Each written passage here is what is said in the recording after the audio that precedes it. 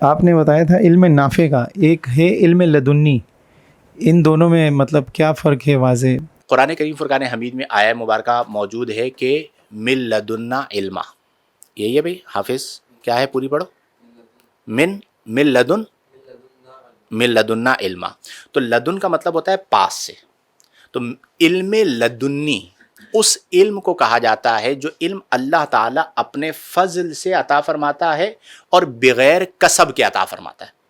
اسے یہ در حقیقت دو قسمیں ہیں۔ نمبر ایک، علم لکھا ہم نے، اس کی دو قسمیں بنائی، نافع اور غیر نافع، ایک تقسیم یہ ہے۔ دوسری تقسیم کیا ہے کہ ہم نے علم لکھا، اس کی دو قسمیں بنائی، علم لدنی اور علم کسبی۔ لدنی کے مقابلے میں کسبی آتا ہے۔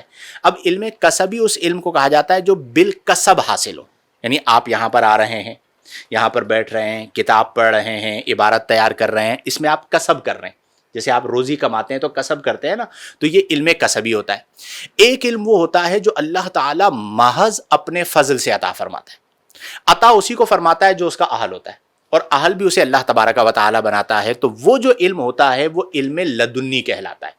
اچھا، اب چونکہ وہ کون عطا فرما رہا ہے تو وہاں پر غیر نافع کا تصور ہی نہیں ہے۔ گویا کہ آپ یوں کہہ سکتے ہیں کہ علم لدنی اور علم نافع یہ لازم و ملزوم ہے۔ اور تھوڑی سی میں وضاحت کروں آپ کو سمجھانے کے لیے تو یوں کہوں گا کہ علم نافع کبھی کسبی ہوگا، کبھی لدنی ہوگا، ٹھیک ہے؟